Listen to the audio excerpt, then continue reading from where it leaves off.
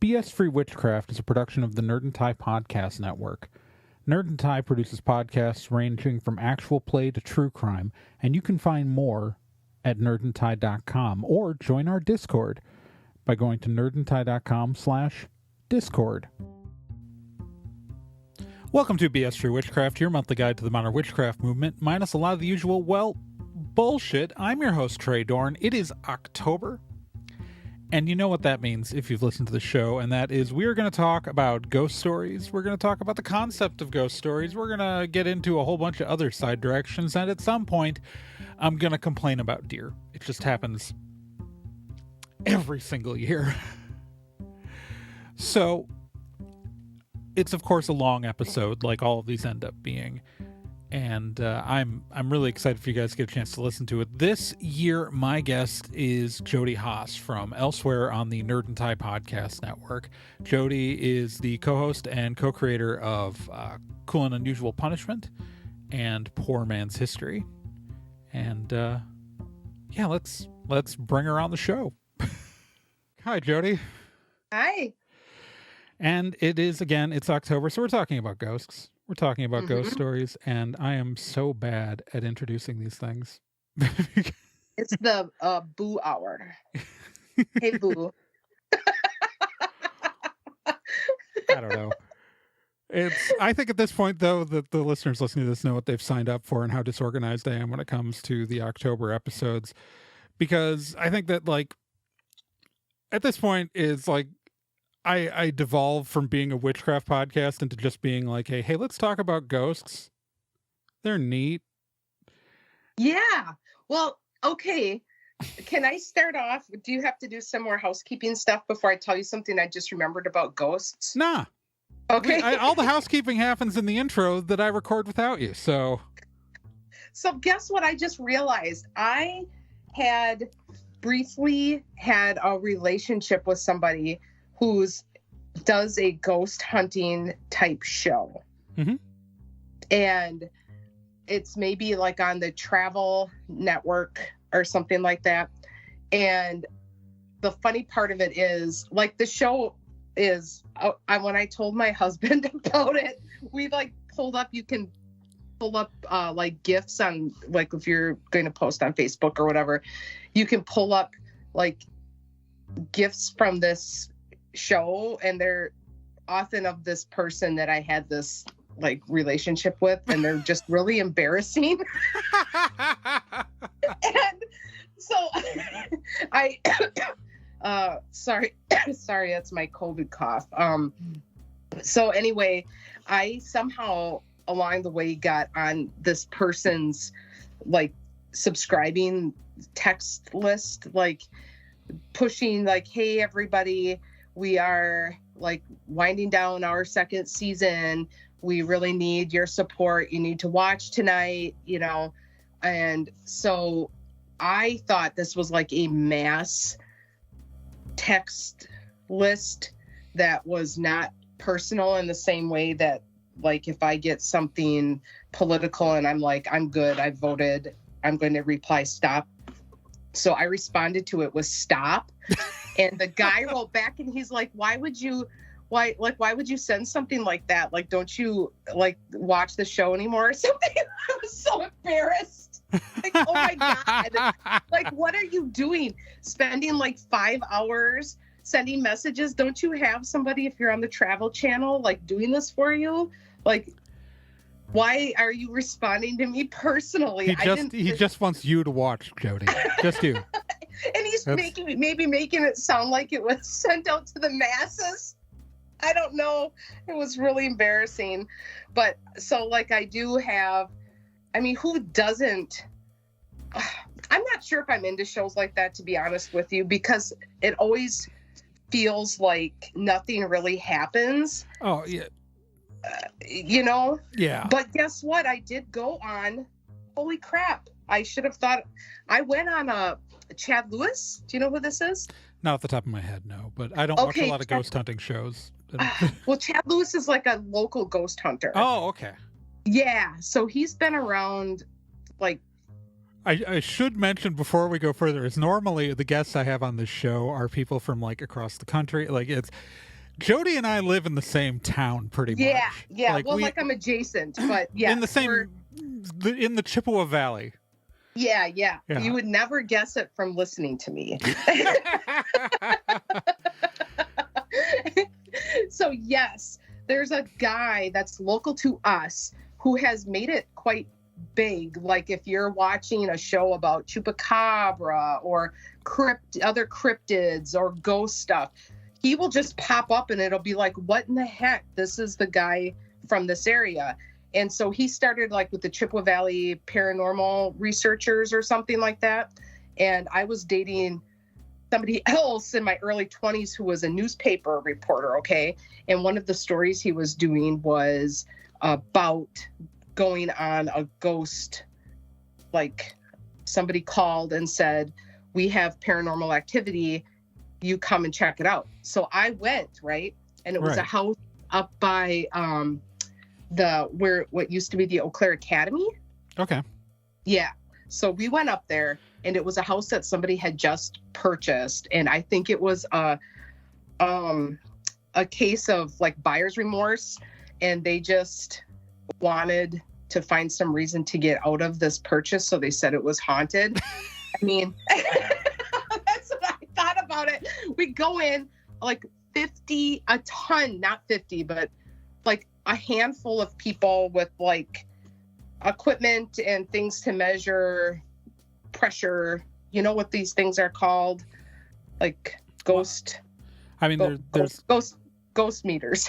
I mean, you've got a wide variety of pieces of equipment that ghost hunters will overspend a lot of money on that have no actual like discernible logic to how they should help find ghosts. Right. And, yeah. So just they just get, warm or whatever. So these people all came in and like the people you walked in and they had like food on the table. It was a situation where it looked like something had happened that scared them so much that they instantly left, right? Right. So it was like walking in and it was like, oh, well, this is gross, but also like how creepy that something's so... But then I looked down and like you could see the dirt. The floorboards had been pulled up.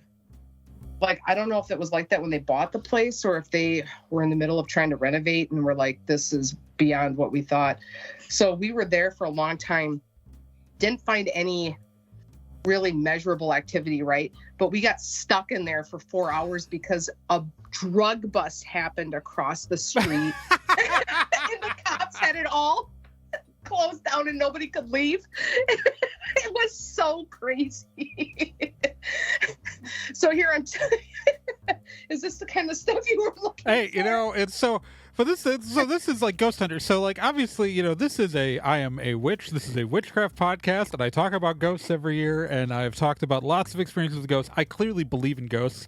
Ghost hunters are the funniest fuckers in the world because let me tell you, like so the only ghost hunting show I watch anymore is Ghost Files on Watcher, which is really the guys who did BuzzFeed Unsolved now have their own show, and that because it's hilarious.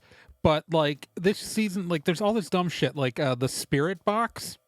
Do you know? So it is a box that scans through radio stations, like scans through the radio dial, like 5 stations per second. In theory, so a ghost could like send a message. Or I'm like, how, bitch, how?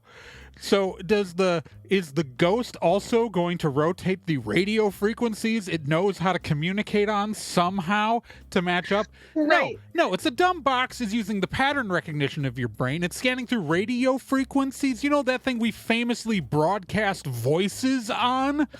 And like think about like it goes so fast, how many per second? I'm like, think about how many syllables I can say in 1/1000. That's a second. Like Like it's nothing. It is pattern recognition and confirmation bias. And also think about how would a ghost, if you're if a ghost, so because we go to the supposition that can a ghost communicate on a radio frequency? If we have to accept that, then can a ghost either control the randomized algorithm of your stupid radio toy to get it to where it's talking, or rotate on radio frequencies itself to communicate on all? I'm like, do you think that that the ghost is going to hijack NPR for you. Like, right. Like just at that moment that you decided to do that. Or like finally somebody is going to NPR right now. Yeah. My favorite piece of bullshit though is the ultimate scam is the REM pod. The REM pod. This is like a coffee can sized thing that lights up in theory. It's got an antenna and it lights up whenever something's supposed to go near it. It is made with a $20 theremin toy that's rigged up to the lights instead of a speaker. Really? It is a theremin, and it is a toy theremin that is highly susceptible to any EM interference. And I don't know, man, if you've got a camera crew pointed at your REM pod, all carrying two-way radios, do you think there might be some sort of electromagnetic interference near the pod? Like, so what's the deal though? Not everybody can be watching these shows because they just think it's funny like we do, right? Well, I think a lot of people watching Ghost Files watch it because it's kind of funny. It's like, I mean, like, I believe that you could maybe cast a ghost on film, but like, it's gonna look like a shadow maybe. Like, it's like my personal experience is like, yeah, some wild shit happens, but it's not consistent, and it's like, fucking man, like, I'm not saying, like, I clearly believe ghosts are real, but I'm like, there's this whole niche industry of selling electronic scam toys to ghost hunters, and none of them go like, well, why would this work? Like, right, what evidence do you have? Like, it's all like suppositions about suppositions, like, because it's all started with things like EM fields. Okay, great. Like, hypothetically, if it's some sort of energy, like if you have a meter, but as long as you got to take full baseline readings of the whole building first, because wiring emits EM fields, and so you'd have to map that out. None of them ever do that. Or like, you know, I understand like the heat detection stuff, but you have to understand that crappy like heat, like, you know, sensing stuff like a K2 meters like are botchy, and infrared heat can reflect off of things, and like, I'm not like, odds are, like, I spent a long time in a couple of haunted places in my life, right? I've talked about this on the show before, so I won't go into the story, but like, so I was a high school theater nerd. I spent hours and hours and hours every day in a high school theater that was notoriously haunted. I saw the ghost once in 4 years. One time. Like, one time in over 4 years. Like, you would go for incredible. So yeah, ghost hunters showing up to a spot, like, what are the odds you're going to capture the thing on camera that one time? Yeah, like, right. So like, my feelings that this is a real thing persist as yes, but the application of how this is normally pursued, it reminds me of like how I could perhaps think about religion. Like, maybe there's something, maybe there's not. If there is, it's definitely not like how people have decided it is. So in that same way, I feel like, yeah, I think that there's definitely ghosts, and I think that definitely every ghost show is probably not the way to find them. Right, like, right. You know? Like, yeah. I watch Ghost Files because it's funny, because it's also like, there's two guys, Ryan Bergara believes everything, and Shane Madej doesn't think ghosts are real at all. And just literally, it's like, ghosts aren't real. And like, we'll pretty much say everything they ever find that's not proof of anything. That's not like, he'll admit if he can't come up with an explanation, but he's just like, that still wasn't a ghost. Right. And so like, the number of times when I've ever watched a show like that, and it's been like, oh yeah, we found something, I really can't think of that many times. It reminds me also of like Josh Gates. Do you know who that is? He has like a show where he kind of goes into the unknown, you know, and tries to find hidden tombs or like sort of. And it's almost in the same, it's the same application of like a different thing where it's like these urban legends about like hidden, you know, like the Masons and all this stuff, right? Yeah. So Josh Gates, he used to have that show Destination Truth. Yes. That was the funniest damn thing in the world. So Destination Truth is hilarious, because they'd go out looking for these monsters and creatures, and I'm like, they'd be out in the woods, and be like, oh, we've got a heat signature. I'm like, could be a bear. Right. Like, is it Yeah. the X monster of whatever? I'm like, could be a bear. You're in the Right. woods. There are bears where you are. Yeah, or like a wolf or some weird, crossbreed of something or A tiger. whatever. But It depends on where in the world you went that week, Josh Gates. yeah, It might be like, a tiger. Maybe don't go towards it. yeah. But he came and did that with like the Beast of Bray Road, because adjacent to Oh the my God, ghost Beast stuff. of Bray Road. Oh, I haven't heard. Yes. Oh, I love Beast of Bray Road. Well, me too. BJ Hollers is a local author who did a whole book on like Wisconsin weird stories, and Yeah. I edited it when I was in college when I was in grad school. I was like his TA, so I've read a lot of his stuff, and that was the one thing I was really into. I think it's like Midwest weird or something like that. So anyway, like that stuff is adjacent. I feel bad that I don't remember, but anyway, that stuff is very adjacent to me, to ghost stuff. Like absolutely. Like cryptid stuff, and there's like all this lore around things that are very Wisconsin-ish, like Beast of Bray Road. There's a lot of Bigfoot stuff up north, like Hayward and up, and so I kind of want to believe in all of that stuff too. Like I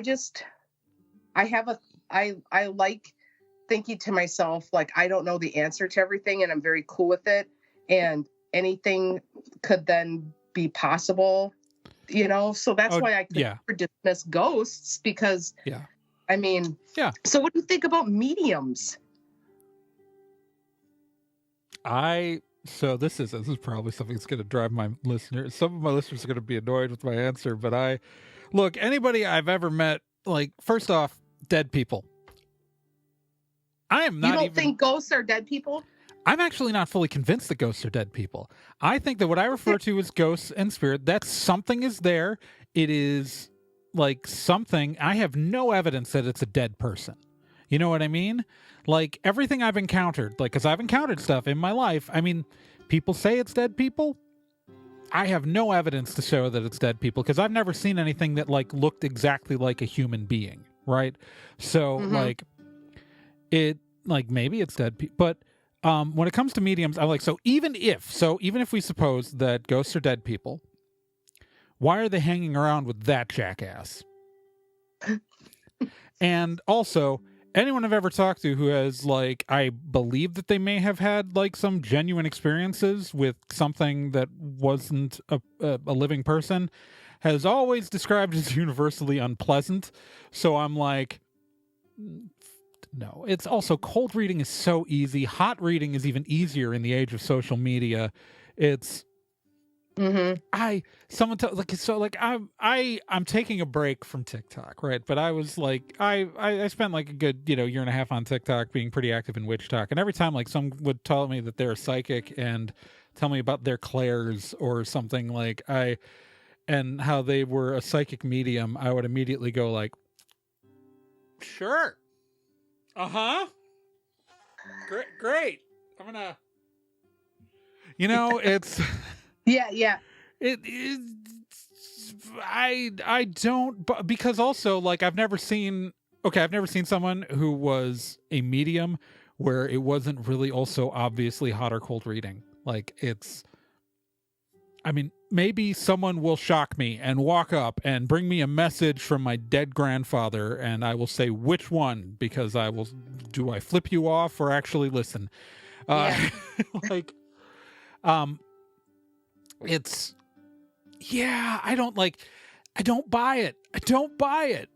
It's like, it's just like, it's not that I don't buy that people can't, like, here's the thing. It's not that I wouldn't buy that maybe somebody couldn't, but I don't buy anybody who sells services as a medium or sells services like that, or does it for hype, or does it in the public eye, because every person I've met where I might believe them, like, I'm not saying I'm wholly convinced, because I'm a skeptical jackass, but like anyone where I might buy it, it has never like been something they want to brag about, and it's never been something that they want to like experience a lot of. Like, it's so that's why I'm like,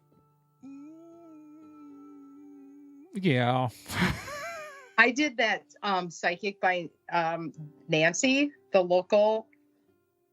Okay, if you're going on London Road. Yeah, the one on London Road. Yeah. I was about to ask you if you meant the one on London Road.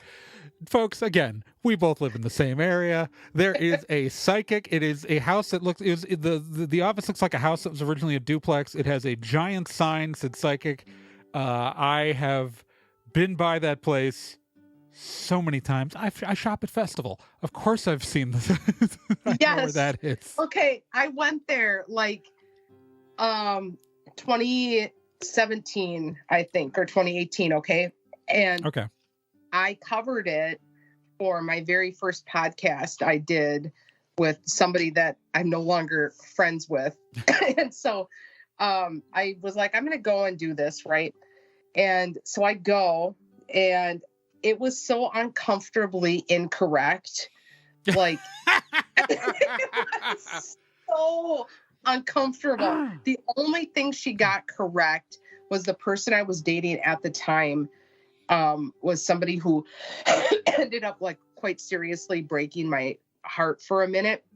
And she was like, this person you're with is somebody who has a pattern of behaviors like for decades of like leaving before they can be left. They were hurt once and they're just going to keep doing it. And you are not special.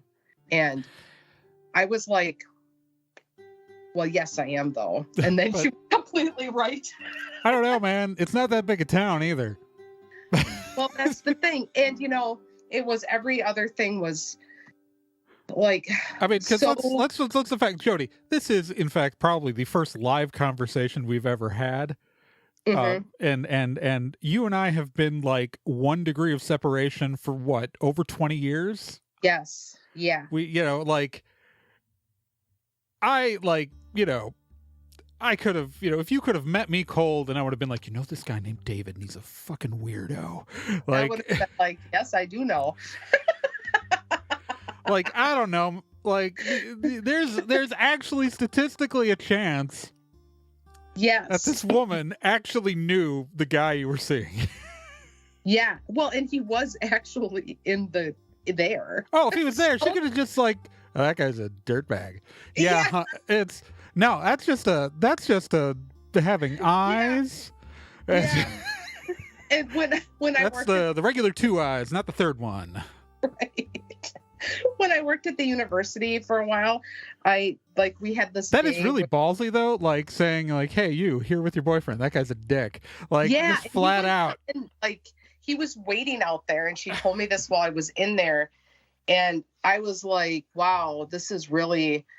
Uncomfortable. And of course I had been warned of this, and honestly she maybe did know him because he like dated a lot of people, and so but like when you're talking about the cold reading stuff and whatever, I was working at the university before I lost my job due to COVID, and we had this day where it was like, oh, Halloween. It was this time of year, Halloweenish party, right?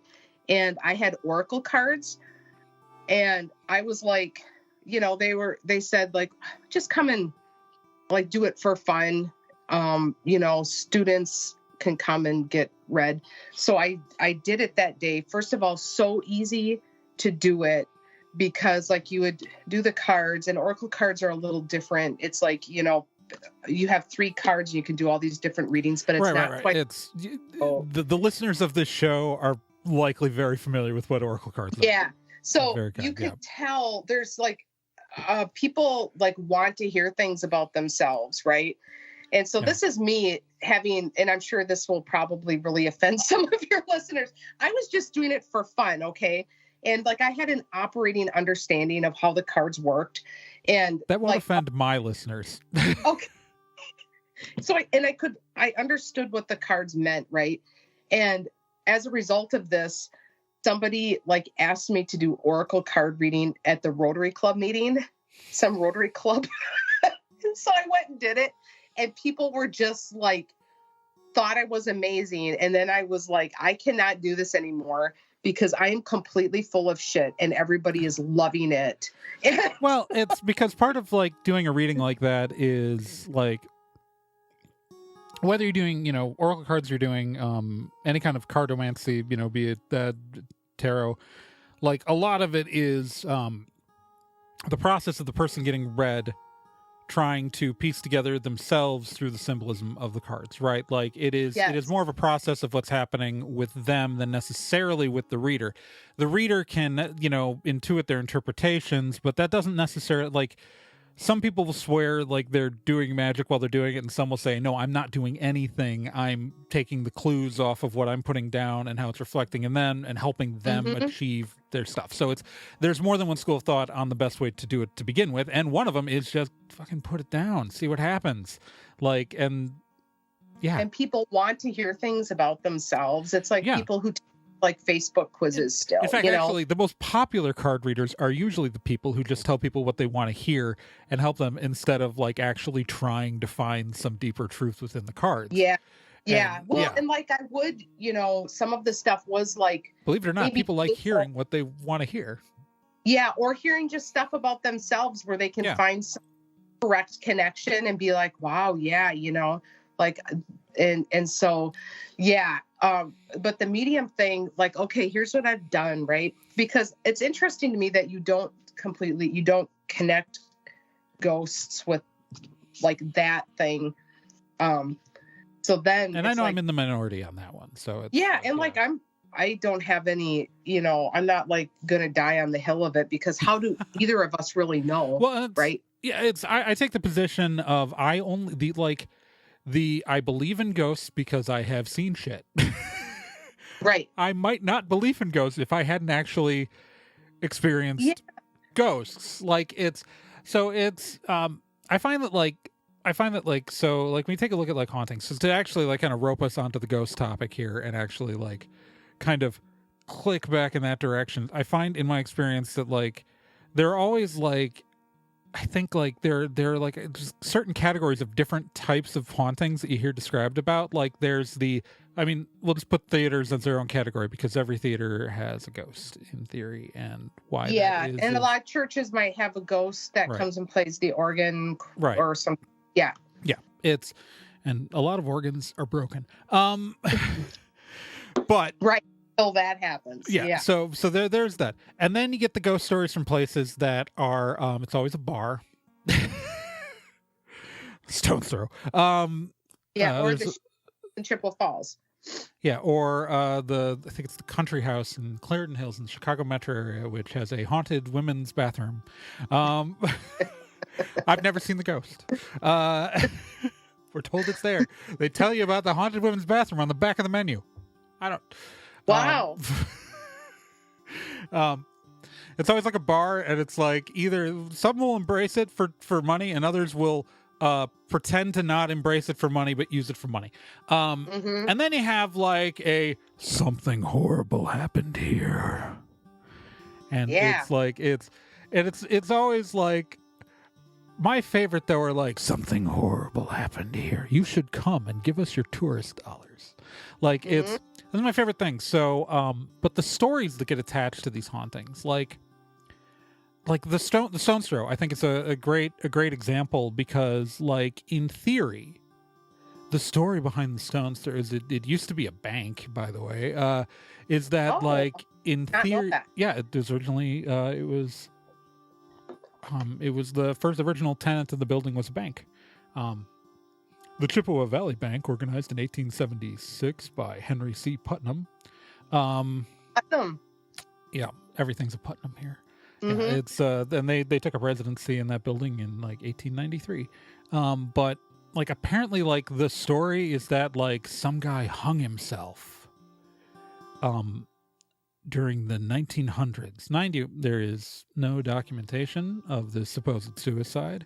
There are no records that I can find.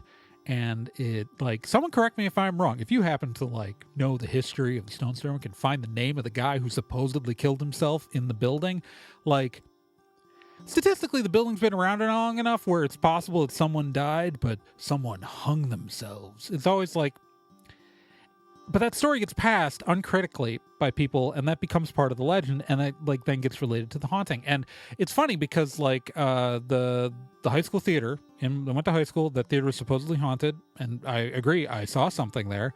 But go listen to like the 2018 episode we did on this to hear that story, or the 20. I probably said it like every year. And you said it this year.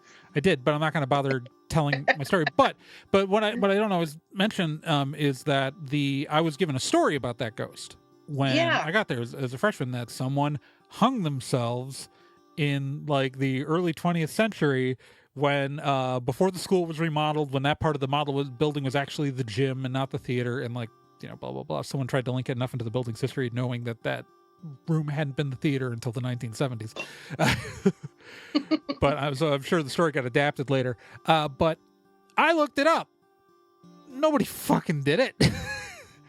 And the student whose name was attributed to that ghost never existed. I picked up every single yearbook at the local library going back to the opening of the school, because they had them at the Wauwatosa Public Library, and I went through every single one. Not a single student named Fritz Fitzsimmons. No one named Fitzsimmons.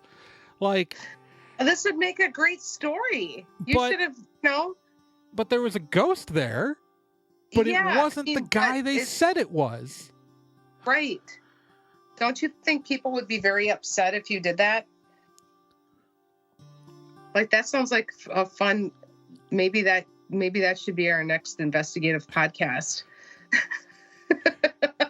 Like, people, it is and you know what's crazy is that the house that my parents live in now, the mother did hang herself in the garage, because this happens to be a childhood friend of my husband's family. Okay. She hung herself in the garage. There's some question about when, because there's one version of the story in which it was on one of her son's birthdays. Okay. Then, like less than 2 years later, the dad was tragically killed on his motorcycle down like in Florida, going to like the Daytona 500 or something. And so I have desperately, because and they live next to a cemetery, like my parents. There all of these events that I have almost forcefully insisted that their house must be haunted based on all of this, and it's not. Have you ever wondered why people think cemeteries are haunted? Because, like, in theory, if ghosts are like, if ghosts are the ghosts of people, why would they be at the cemetery? They didn't die there. You just carted off their body afterwards. Right. There, they'd be haunted in the hospital, or every hospice would just be full of ghosts. Just full of nursing. Yeah, right. Yeah. It's, like, I mean, to be fair, actually, like, I did randomly find a ghost story about a haunted hospital somewhere, like, in my research for this episode. But I'm just like, why would they haunt? Why? It doesn't make any sense. Like, I mean, if you argue that maybe ghosts are manifestations of latent psychic energy left by people who were there, maybe the grief of people in a cemetery would result in some sort of unnatural some sort of phenomenon that might express themselves as ghosts. But okay. But if you're going to claim that it was people, why would it be in a cemetery? In my experience, nobody lives in a cemetery, so that should be the least haunted place. Yeah. And I say this as a person who spent a lot of their middle school years hanging out in a cemetery. Yeah, I remember in high school doing a Ouija board, of course, in a cemetery, right? And that thing told me, it is weird. I did a Ouija board on 2 separate occasions with 2 separate groups of friends, and both of those times said that I would be strangled to death. That's not good. No. No. I mean, I one time was on the hood of a car in a cemetery. Like, I don't know.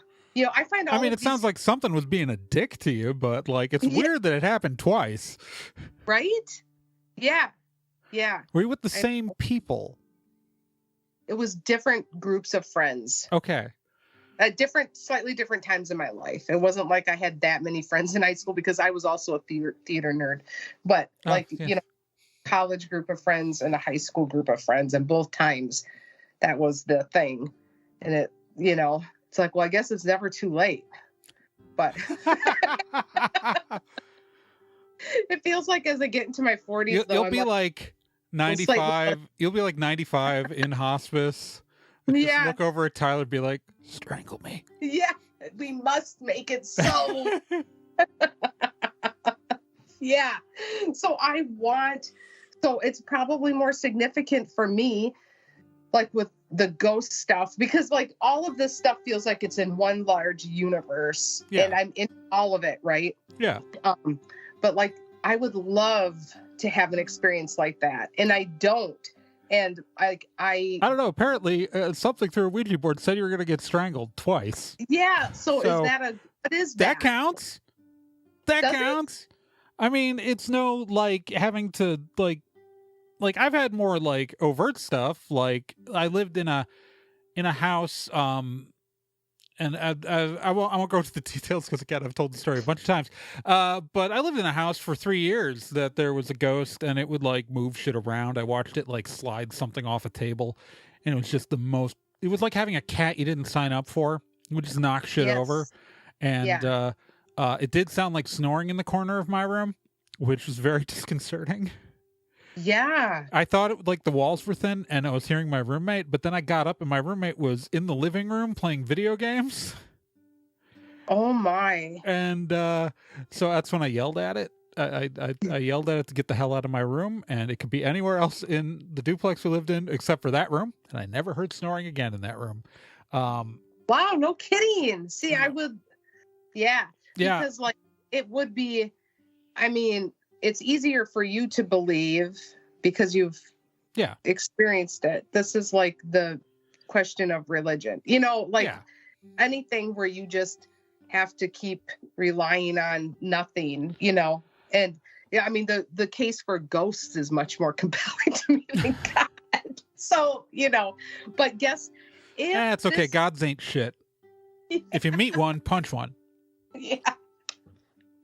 But if so the medium thing I'd ask, because I maybe think there's more overlap with ghosts. Well, okay.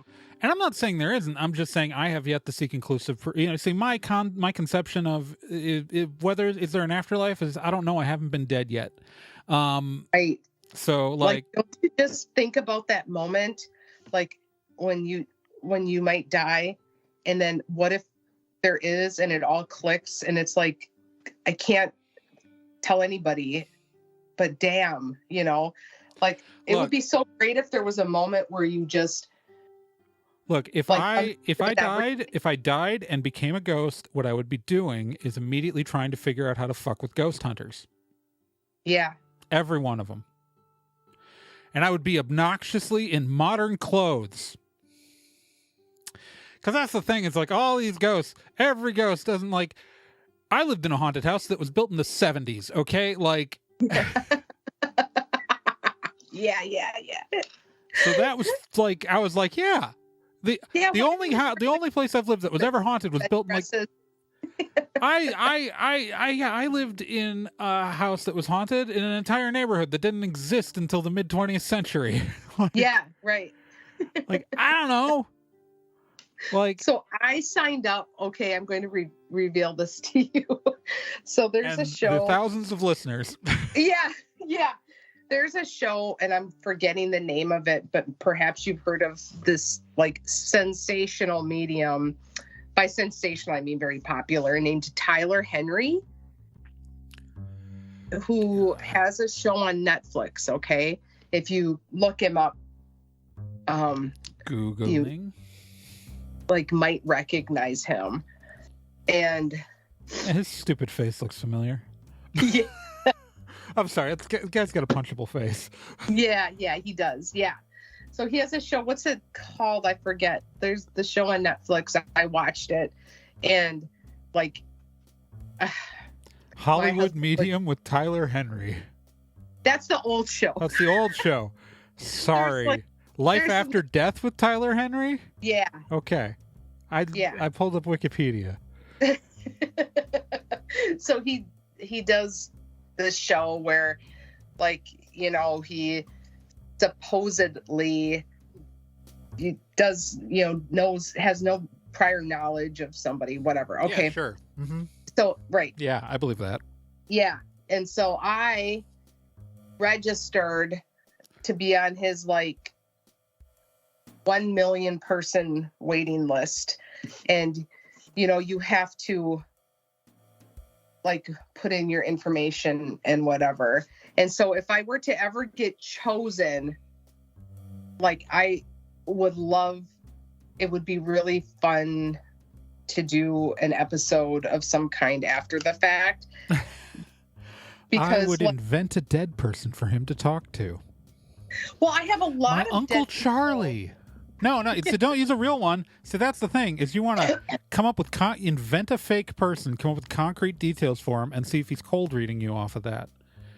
And, well, see, his show is more like he asks, you know, you bring token items that maybe were connected to the person, but like you don't really provide much information. He just, you know, provides you with stuff, which certainly is like cold reading. But see, a part of me wants this was Uncle Charlie's Allen wrench. He assembled many an IKEA with it.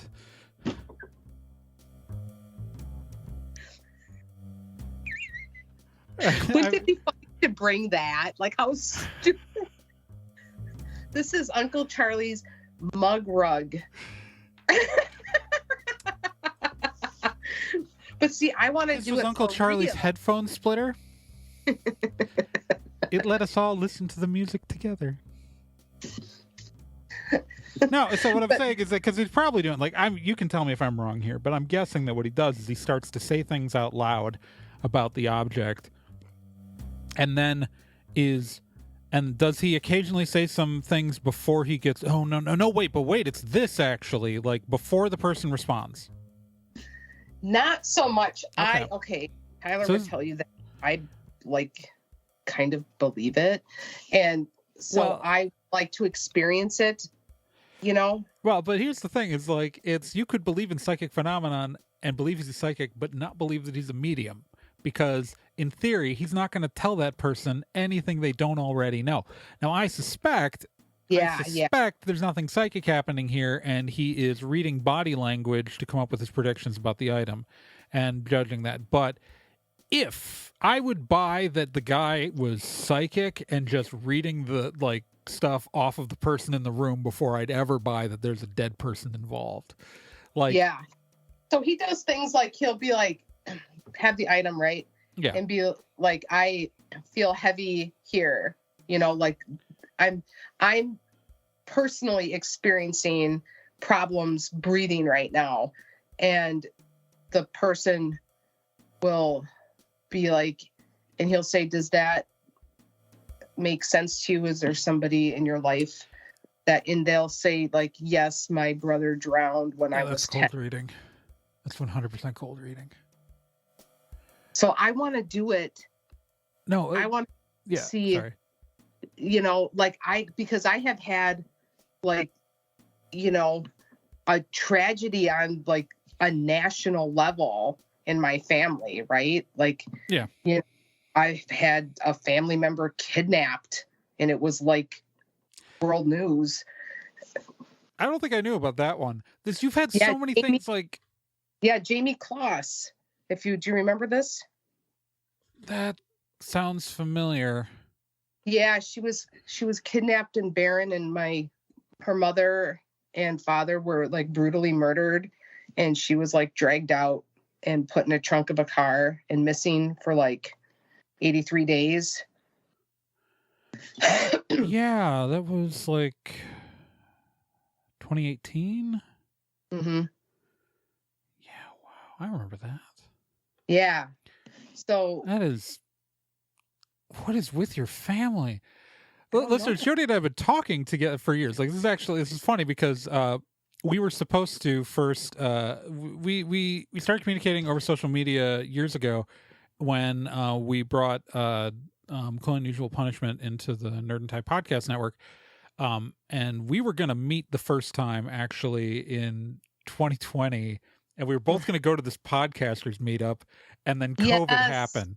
And then COVID happened. Then for this episode right now, we're doing this over Skype, but we were supposed to actually record this episode in person. I was going to actually come to Jodie, because I've technically met Jodie in person once years ago when you I don't know if you remember this, you were promoting your old podcast at the UWEC GeekCon. And I actually exclusively ended up just because I was just trying to find out about the show. I ended up only talking to your co-host, but I know you were there. Yeah. You were sitting there. So, but we were finally going to have a conversation in person, and then COVID happened. Jodie got COVID. Yeah. My ex-husband gave it to my kids, who gave it to me. And it's been just a great time. So I'm actually convinced that Jodie and I are never supposed to be in the same place at the same time. Yeah, what the heck? I know. Yes. But over the years, you have every time I find out what's things that connected to your family, and it's always murder, kidnapping, tragedy. Yes. I'm like, so I'm like, is it any surprise that I've always had interest in very local crime stuff? I'm meanwhile, I'm over here. I guess there's a family connection to Iran Contra that I'm not going to say on a public podcast. But wow. Is Oliver North related to you? No, not Oliver North, and not to me, but I'm not going to say things on a public podcast that could make life difficult. That's wild. But my aunt played in Frank Sinatra's band. But cool. My ex-girlfriend works in the White House. I don't know. Yeah. But none of it's but it's all someone did something interesting in their job. Not so this person. Turns out they're connected to this legendary serial killer. No, right. Jesus Christ. Yeah, so I think I have a honest desire to do something like that. To not get murdered. And not get murdered. By strangulation, according to all of the things that talk through Ouija boards. Yeah. Right. But so when that all happened, I have a large family, but some of it's quite tumultuous, and so that particular first cousin of mine that was really quite brutally murdered, I have had a desire to want to connect with this person, because it very much bothers me to think that her last thoughts, were she was protecting her daughter in the bathroom, right? And holding her, and her daughter was right near her when she was killed. And so I'm certain that her thoughts as this were happening is oh, my daughter is going to be next, right? Yeah. And that's not what happened. And my cousin Jamie managed to escape, and it was a crazy story, but it makes me sad to think that. And it's I would feel comforted knowing that she knows that her daughter is okay, so I did sign up for that, and didn't give necessarily those kinds of details. But then I wonder if you sign up for something like that, do they scan the names and then see if there's any high profile, because I did do a People magazine interview. Yeah, that would be hot reading. Yeah. I will say, here's my thought. Here's my thought. If it's any comfort, if ghosts are people, and there was some way for that ghost to talk to you through a medium, that ghost probably already knows her daughter's fine. Yeah. That's my thought. Yeah. So if ghosts aren't people, then what are they? I don't know. Isn't that the fun thought? Again, this is a witchcraft podcast. I believe in unseen energies and all of that stuff. It's something could exist that is composed of those things. I've encountered things that I'm 100% certain were not people at any point. Yeah. It's like, and there are a lot of people who believe in like many different kinds of things and give them different names, like be it the Fae, be it them gods, give them lots of stuff that would be non-corporeal necessarily, things that exist within the realm of existence, that and all of those things could be sentient and could communicate and wouldn't necessarily be the soul of a dead person. So it's what drives me nuts is people who talk with authority about like knowing, like there's when we talk about like, because a lot of people when we talk about ghosts, like they'll talk about like oh, it's a psychic recording, like it's you're watching an event playback that happened before that was like recorded like a tape recorder. I'm like, you seem real certain about that. I mean, I'm not saying it can't be true. I'm not saying it can't be true, but we repeat that lore as though it's a fact. And like, or like we talk about like the supposed concept of a poltergeist being has come to mean like maybe the latent psychic ability of someone's subconscious creating the movement and doing the stuff, and it's actually associated with living person, which is not necessarily where that word originally was supposed to mean, but that's what it's come to mean in my like we have these classifications, and like we have like all this categorization that people have done over things that are just guesses, but because they get repeated enough, people say it with certainty. And what I ask the people do is at least challenge that certainty. Like I'm definitely like, I believe that some sort of, thing exists that we call a ghost. Like I have seen it, I have lived with it, I have dealt with it, I have yelled at it at 2 a.m. to shut up. Like it's like, trust me, like you don't have to sell me that something's happening, but I think that we are far too eager to, classify it and put it into boxes and build folklore around it, like and that folklore again builds, because we talked about like Stone Sort of the haunt, like, but it's we go to like Haunchyville, like it's which you guys did an episode, so I won't like summarize the whole thing. It's a Poor Man's History episode, I think, on Haunchyville, and it's like this local urban legend about like this like group of little people having a secret community in the Milwaukee suburbs. It's and like it's complete nonsense. It never happened, but the story got repeated. It became local legend, and now there's about the ghosts of the people of Haunchyville, again, a thing that never existed. And I'm sure, like I'm 100% certain that entire legend was born out of like the idea of like Barnum Bailey used to do like stage like fake towns of little people as part of like a sideshow and circus act thing, and like how that was maybe at a World's Fair even, but like it was like that idea got into people's heads, and then they created this idea of this group of people in the woods and like all this weird stuff, and the legend builds with no real fact, and like there are people, but I'm sorry, there's a classification for that of people calling it misappropriating the term tulpa and claiming that people believing in a ghost like that creates a ghost like that. Like, you know what I mean? It's like, and again, maybe, but I don't know. Like it's the people say things with certainty for things that we cannot be certain of. Right, like the Caryville ghost. Do you know, like Caryville's a town that's very close to here by Menominee, and I don't even fully understand what that ghost is about, because I've just heard it so much that I'm like, oh, it's the Caryville ghost, but like I don't even know like if that was somebody who drowned, or what the story is there. But neither do I. I've heard of Caryville. Yeah, like there's supposedly, well, there is most definitely a lore of that. Okay. Yeah. And that's the same. Well, look at me. I know something about it.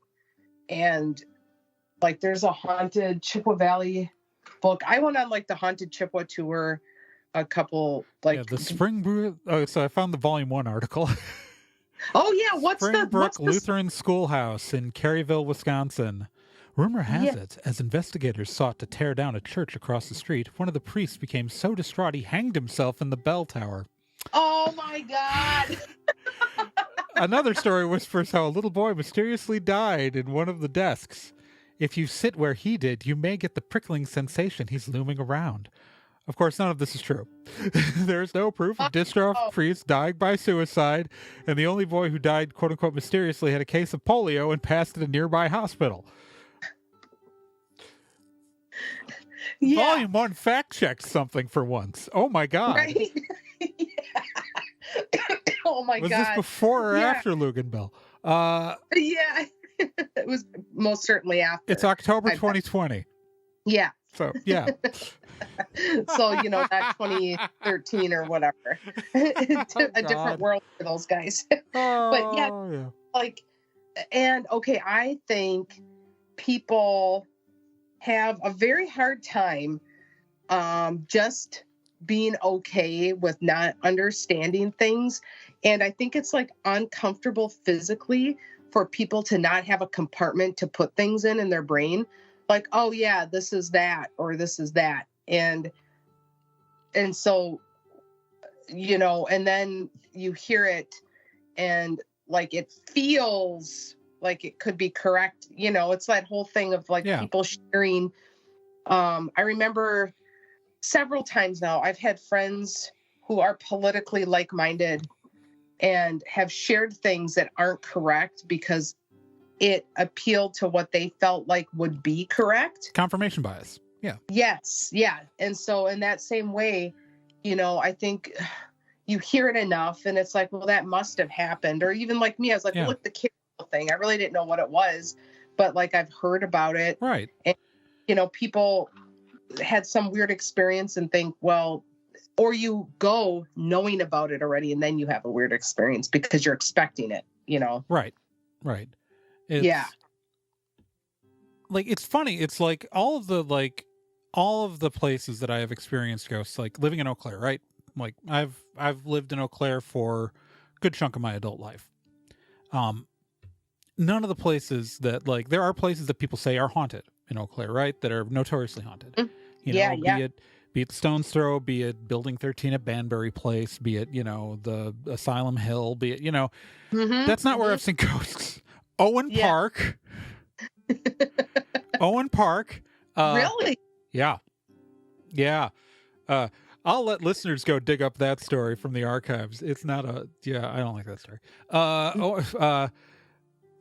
The house I used to live on it's the YOLO house. If you ever end up driving down Stein Boulevard towards the Elks Club, it is a red duplex that says YOLO on it now. It was green. Yes, I know exactly the house you're talking about. It was green when I lived there, and it's haunted. Maybe it's funny that's the YOLO house. It's the YOLO house. It is now. It wasn't when I lived there. It is now. When I lived there 20 years ago, it was. And then, oh God, the now torn down KT. Mm-hmm. Yeah, which my friend died there. Wow. Well, technically he was pronounced dead at the hospital, but yeah, it's my friend Sean Coleman passed away in 2002 of meningitis. I don't know if you remember the meningitis scare. I do, because he was the first of the three. Yeah. In 2002. I went for 5 years because I had some problems. Well, I went. I went for a year, then I took 3 years off, and then I went back for like another 4. You're fine. Gap years. Gap years. It was called. I took 3 years off. I was going to figure out what I wanted to do. I ended up working at Best Buy for 3 years and knew I didn't want to work at Best Buy. That's what I learned in those 3 years. But and those 3 years I also lived in the YOLO house. But wow. Did you see him? I saw something. I don't know if it was him. I saw a figure in my room and I told it to get the fuck out. Look, I am of the philosophy I don't need to know what something is to tell it to get the fuck out of my room. All right. So, yeah. I am more than happy to just tell you to piss off. Like, it'd be like, I'm here with a message. Fuck off. Like, so you knew, like, if you knew it wasn't was like him, in his room or something though. Yeah, but like, do you not have any interest in like a ghost trying to communicate with you or something? Like, do you not like that? I would do it if I was in a situation where I asked for it. You know what I mean? Yeah. Like in a situation where like, hey, we've set up a thing. We're going to ask for something to come in and talk to us. That's fine. I don't like when people show up unannounced. Y'all got to text first. All right. Don't come to my house without asking. This place is a mess. People watching this on camera, it doesn't look like it, but this room is chaos everywhere that isn't on camera. Okay? And this ain't that. This is pretty messy too. I got. There's a box here I'm kind of hiding with a cardigan thrown over it because a thing I ordered that wasn't supposed to be here for like another 4 days showed up early, and I haven't driven off the stuff to the storage unit that I need to make room for it. So like this thing is a huge box.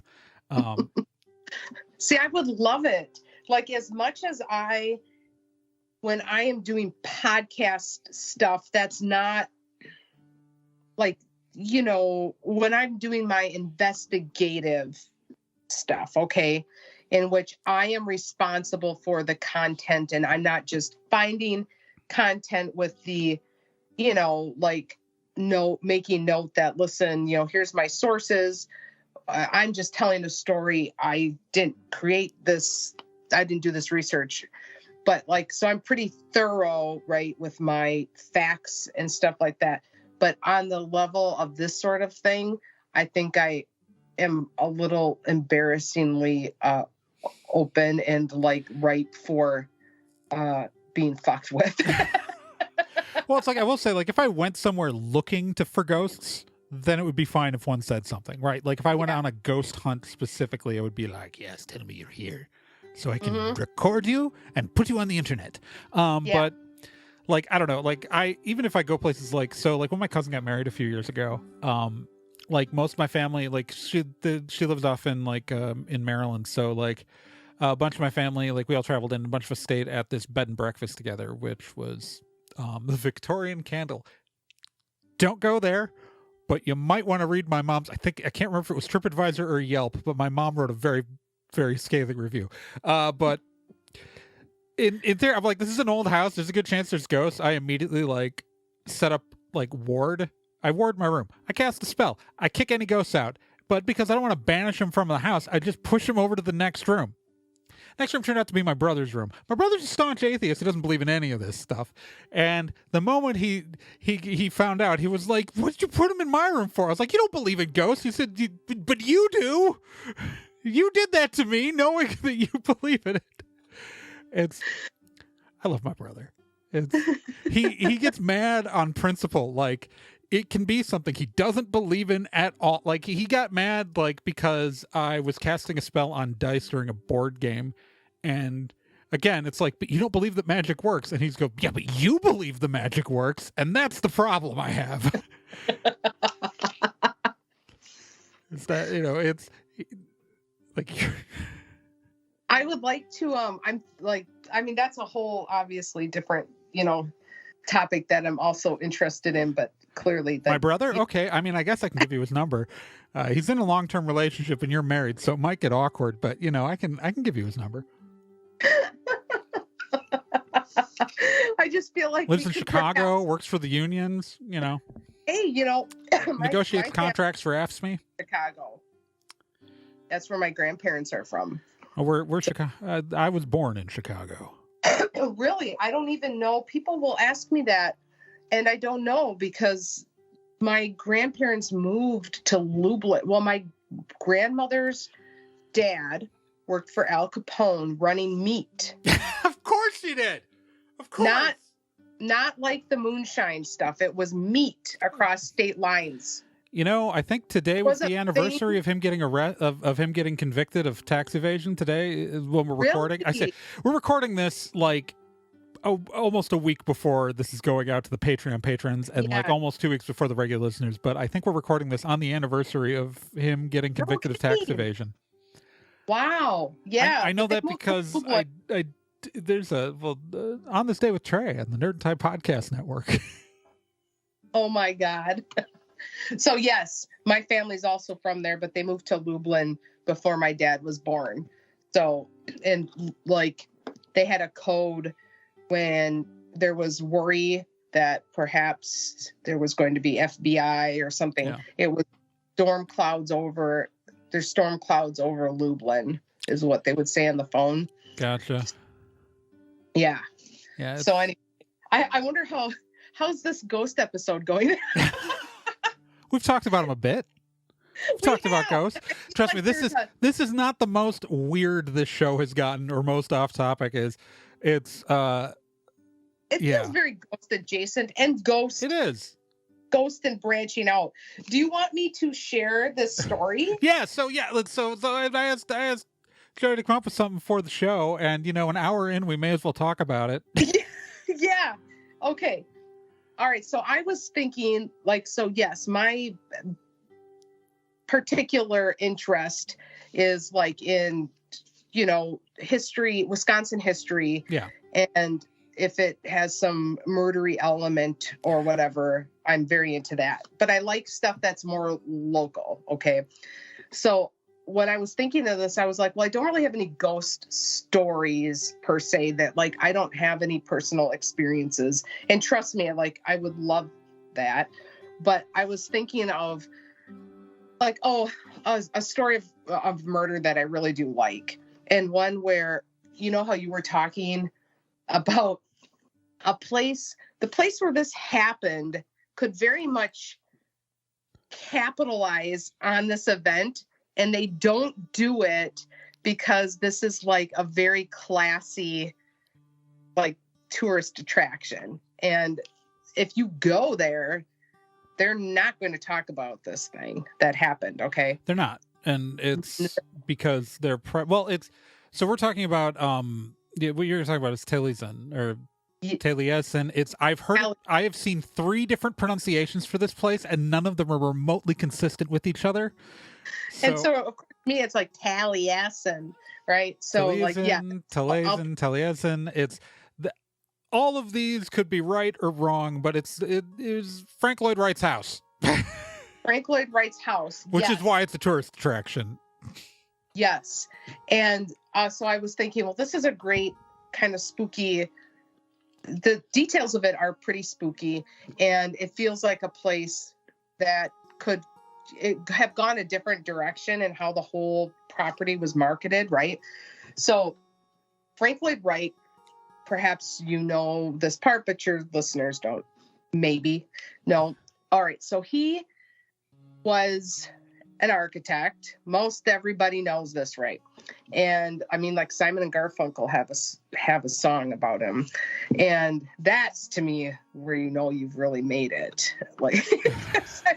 Of course, yeah. Never mind all the stuff he did in Oak Park or Right. Yes. So there's a song about the guy. Yeah. So he had a neighbor in Oak Park, Edwin Cheney, wants Frank Lloyd Wright to design a house. So at this point, Frank Lloyd Wright is married to somebody named Catherine, and they have 6 kids together at this point. So his neighbor has a wife named Martha. He falls in love with this woman, and they eventually flee to Europe, okay? And she gets divorced. He does not. So at some point they decide they need to have a hideaway where they can stay. So that's what his mistress. Yep.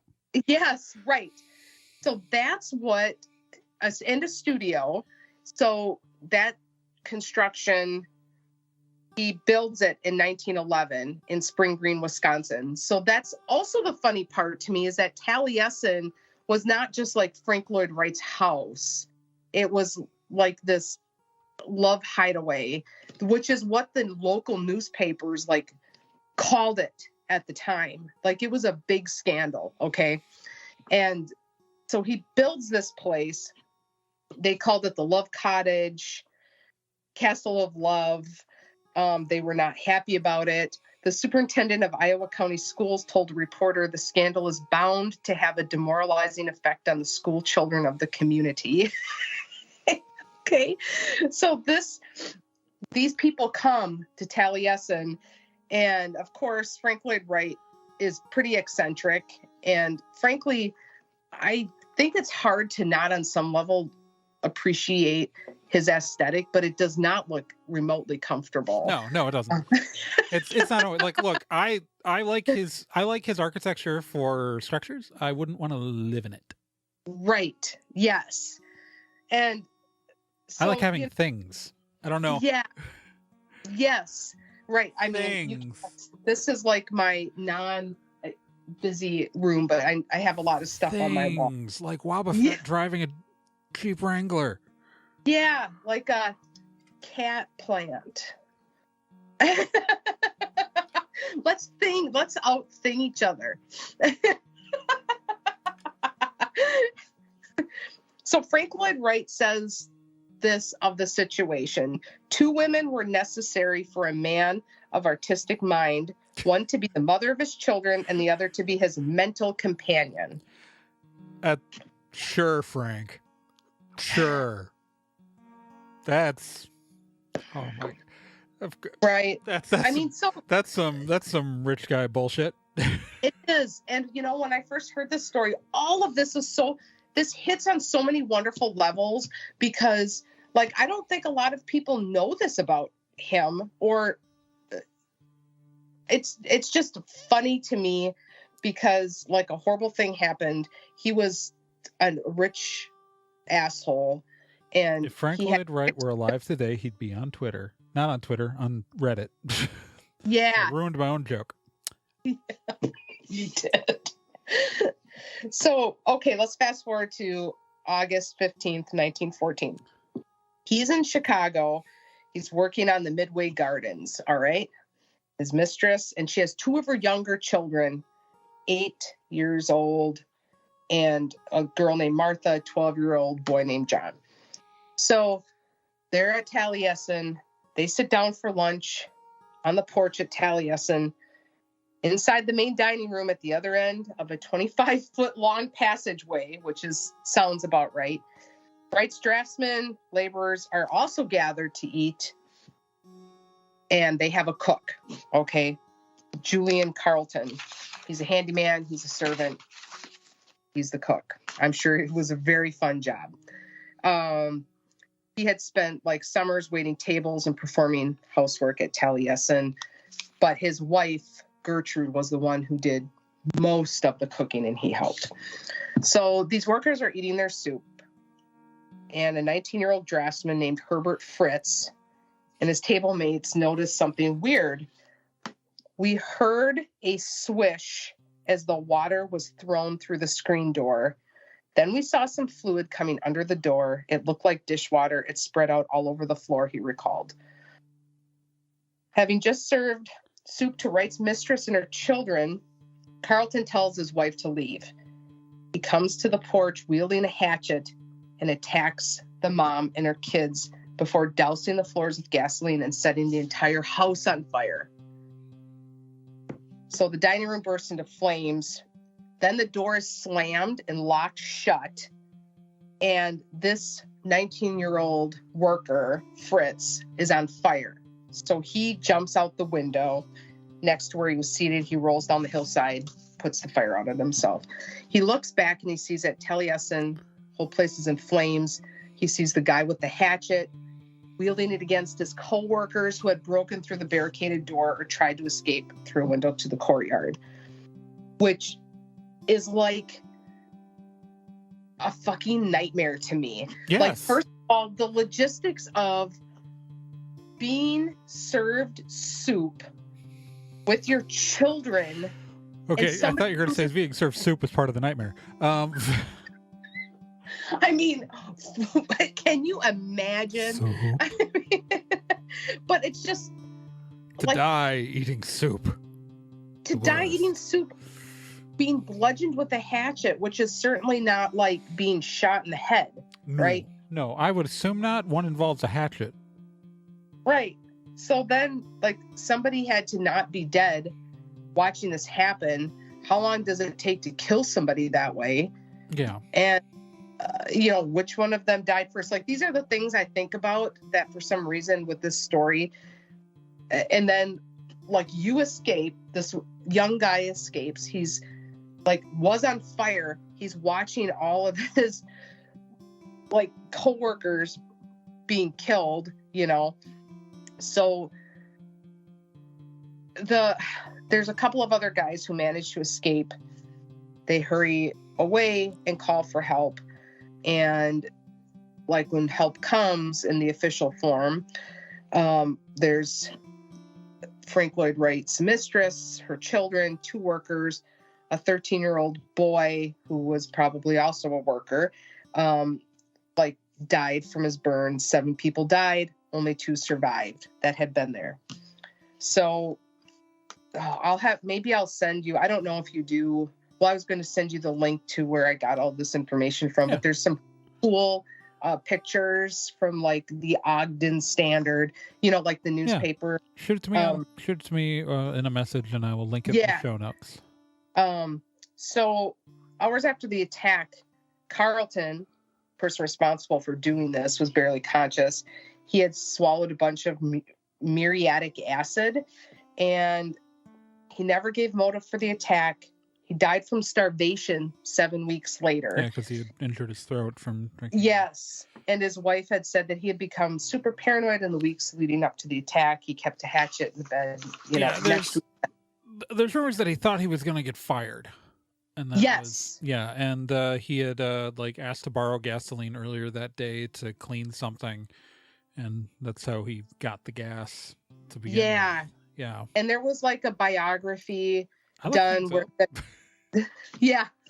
there was like there's other, there was racial slurs. There was rumors of workers directing racial slurs at him, and because he was an immigrant.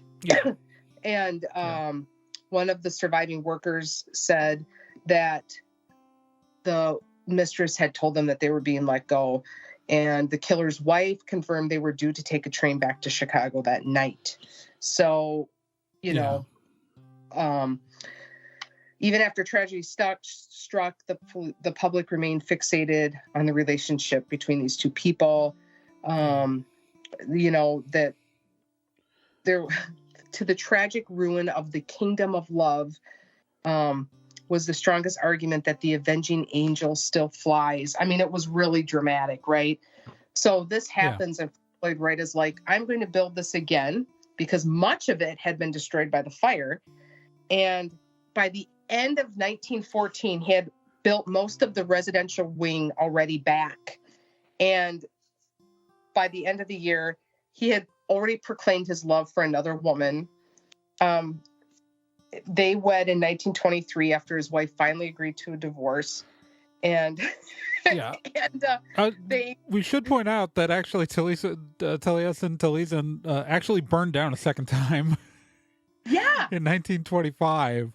Yes. Because of an electrical surge during a storm. Faulty wiring. Faulty wiring. Yeah. Yeah. But he built it a third time. I'm just like, I don't know. After 2 fires, maybe just give up. But and then it's now a National Historic Landmark. Yeah. But if you go on the tour of that place, like, you hear nothing about that. Like, it's sort of a known thing that you would not ask about that story, right? Yeah. But it's so many different fascinating things, because it's very much like an NPR type crowd who, I mean, if you're into Frank Lloyd Wright, there's just a vibe that, you're probably, and Spring Green's a very expensive artsy area. Well, yeah, it's, go to Spring Green. You can see the place that is probably haunted, and then the place that looks like it should be haunted. That's a House on the Rock joke. Yes. Yeah. But get your nightmares everywhere. But right. It's so like the Taliesin is in theory supposed to be haunted. There are reports of a lot of hauntings there, of haunted activity there, where people see lights flashing on and off.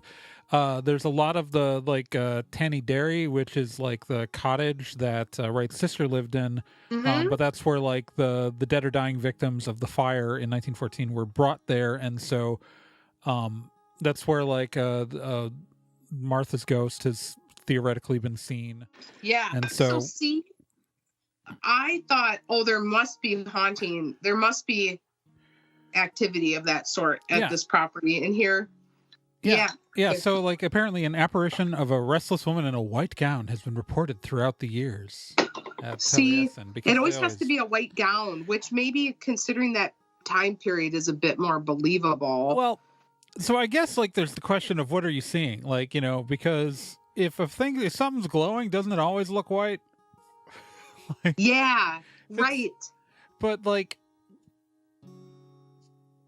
I don't know, like white gown, it's just such a classic cliche. Like in Stevens Point, there is this legend of like this hitchhiking ghost on this one bridge, and it looks like a bride, and like, oh, a bride drowned herself in the river. No, did not happen. No historical evidence of that ever happening. But everyone, so like it's this whole thing, like the woman in white is just like this cultural thing of we all like all of these ghost stories about women in white everywhere, and I'm just like, that feels like we maybe have some unexamined cultural biases going on here. Yeah, well, has there ever been somebody who has like even just locally taken all of these spooky lore, ghost haunting things that are not rooted in, like, has there been anybody that's done like a fun debunking? You know, like, I don't know. Take this ghost. What's the history? What's you know, the passed down story, and then was like what you did with looking through the yearbooks and stuff. That would be such. And I did that in the 90s. You couldn't Google it back then. So it was the 90s when I dug through those yearbooks at the local library. I was like, there's a ghost in the place I'm at all the time. I have seen the ghost. I want to know who the fuck this is. Nope. Total bunk the story. Yeah. Yeah. Because I think like a lot of those stories, it's just like urban, you know, it's just another form of like the Beast of Bray Road, or, you know, like somebody thinks they see it. By the way, Beast of Bray Road, what's your over under on that? It's a bear. I think it probably is a bear. It's a bear. Like it's like, oh God. So the big, I don't know if you know the story of the cryptids supposedly roaming around Eau Claire, of the black cat of Eau Claire. I found it on this like U.S. cryptid website years ago. Like I ran across it, and it was like this story of like, oh, there's supposed to be like this big black panther secretly roaming around outside of Eau Claire. I was like, okay. And then I read the story, the eyewitness account. This is a woman working at Sacred Heart Hospital, driving home on 37. Mm-hmm. And like she sees this large black animal like a cat, except then it stood up like a man. I'm like, it's a bear. Like I've lived in town, and I've had a cop tell me on the block I lived in that I needed to cross the road because there was a bear in that tree. Like it's like black bears all over, like especially on the south side of town. Like they come into town when they're getting like hungry. Like, lady, I read your story.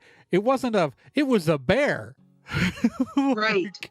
But because also there's these things that already exist out there that we've heard of, it's like, oh, it's that thing, because like that's a thing that's out there. She'd already heard the story about the big black cat, and she sees a black bear.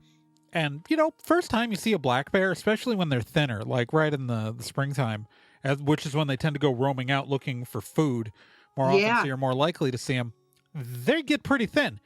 And it's like if you're not used to seeing a black, like, you could live for years in a town like this and never see a black bear, right? Like, I haven't seen one in town. Probably like the cop told me there was a bear in that tree. I didn't actually see the bear. I've seen black bears before, but never one actually in town. But I know they're here. Like, I know that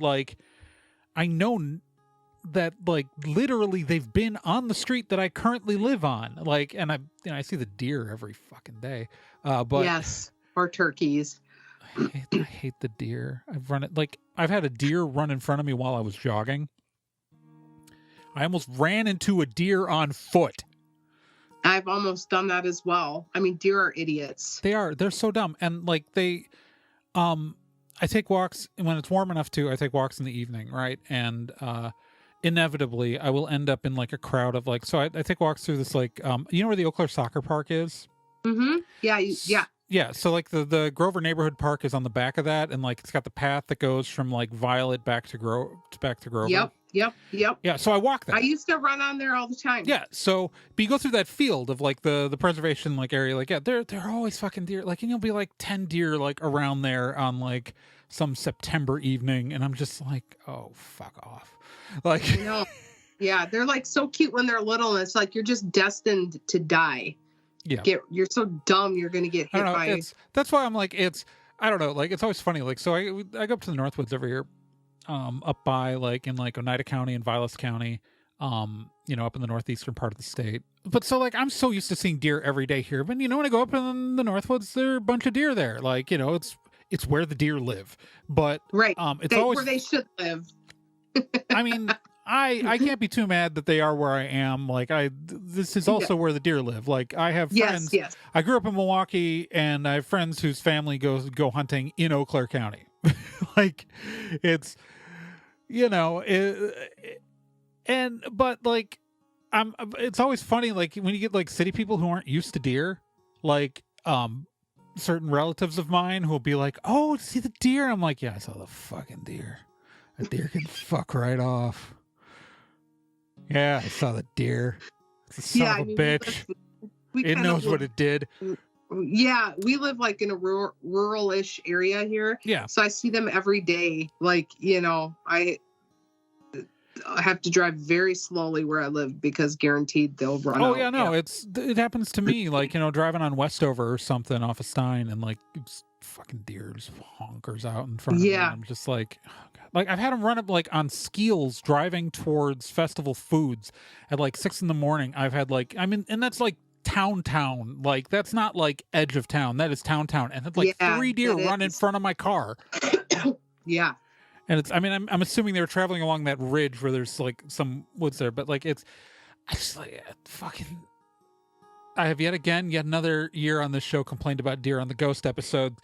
Great, but it's always like it's this whole like differentiation of like people. You can tell a city person from anyone who lives anywhere that's not a major city, just in Wisconsin, just based on their reaction to deer. Yeah. They are dumb and they are annoying, and they will just. Oh, so the place we vacation in the summer. Apparently, like we rent a place and like other people rent it, and we were talking to the owner. Apparently, people started to stay there before us have started feeding the deer, and it means the deer keep coming right up to the cabin. And I'm like, no, I don't want to get fucking Lyme disease. Like, no, you're not really supposed to feed the deer. I mean, no, you're not supposed to. No, and also like deer know how to feed themselves, right? Yeah, let's introduce more wolves. Yeah. Anyways, ghosts. Yeah. But yeah, no, so like, so Taliesin, like there's a bunch of haunting stuff around it, and again, like it's the real ghosts in Spring Green are at Taliesin, and then the ones that will give you nightmares are on the other side of 23 at House on the Rock. The house, a place that like I've been there once, and like halfway through that tour, I was like, I hate this, and I want to be out of here. I have never gone. I have many friends who've went and seen many photos, and then obviously I've read American Gods, which is, by the way, like the descriptions of like Wisconsin in American Gods are, you can tell that Neil Gaiman lived in Menominee for a long ass time. Big time. He still owns the house there. He doesn't stay there anymore, but he still owns that house in Menominee. Yeah. Yeah, it's like a dusty. It makes me anxious to be in that space. If you go watch the first season of Star's adaptation of American Gods, the first season is the only one that Brian Fuller did, so it's the actually good one. Okay. They go there, and you can just see it on TV. You don't have to go. You can just see it on TV. Wow, really? Yeah, because they actually went. Because the House on the Rock isn't your story. You can't. There's no way to. You can't just go there. Yeah, you just have to go there. It might be the beginning of season 2 that they actually go there, but either way, they actually went there. And so, it's, you can actually see what House on the Rock is like. I wouldn't bother. Creepy dolls. There's something haunted. Anyways, we should probably then wrap this up because we've been talking for a while. This episode's actually pretty typical for the length of these episodes. So, we didn't do anything ridiculous here. If I had not been ill for what feels like forever, I would have, been a little bit more. I didn't really know. I was like, well, I don't know exactly how much to prepare for.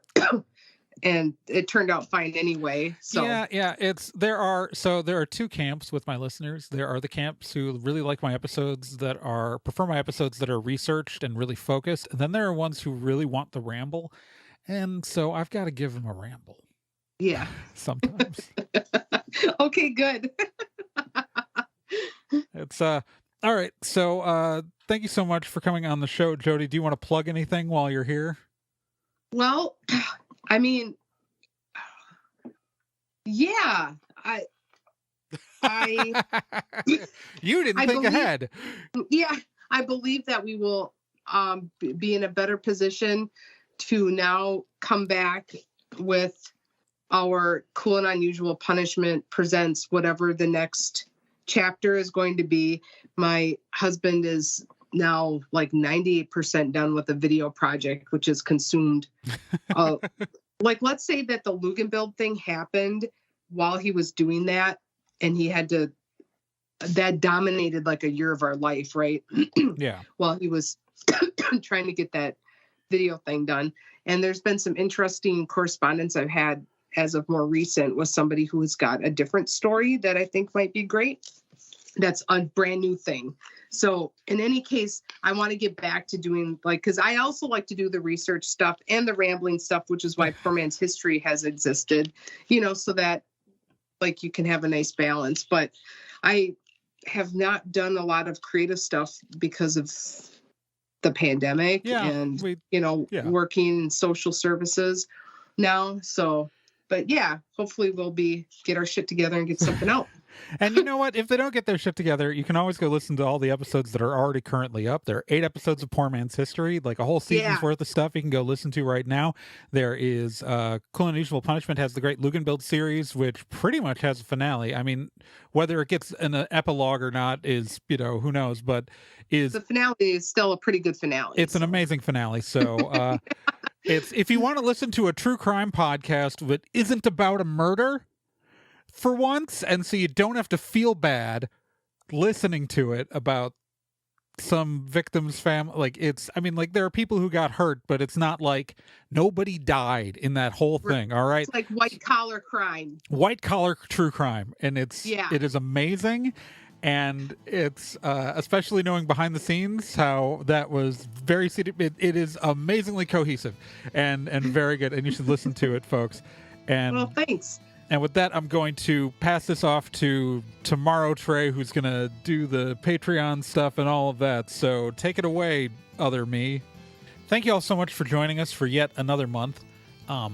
Remember, BS for Witchcraft is really made possible by patrons on Patreon. I want to give a shout out to people at our $10 tier, Stephanie Graves, Lindsay Dosey, Bruce Norville, Courtney, Amber Schmidt, Echo of Truth, Claire Dennis, and Caleb Burkowski. Thank y'all. If you contribute just $1 a month, you get access to these episodes a whole week earlier than everybody else. And it just helps. It helps the show happen. And I understand money's tight. And some of us are poor. I know I am. And so if you can't afford to give to the show, I understand. But please then consider sharing the show with your friends on social media. Just everywhere. Just make them, just force them to listen to this. And this episode, we did a video version, so you can make them watch it on the YouTube. Yeah. Anyways, remember, you can always follow the show on social media. We are, I am at TRAEGORN, Traegorn on Twitter. I am TRAEGORN.tumblr.com on Tumblr. Remember, of course, the Patreon for this is patreon.com/TRAEGORN. Almost forgot to say that. And you can follow the show on Facebook at facebook.com/bsfreewitchcraft. It's all there. It's all very simple. It's amazing. You're amazing. We're all amazing. So with that, Magicians, dirt in our fingernails, brick in our hands, and I will talk to you all again in a month.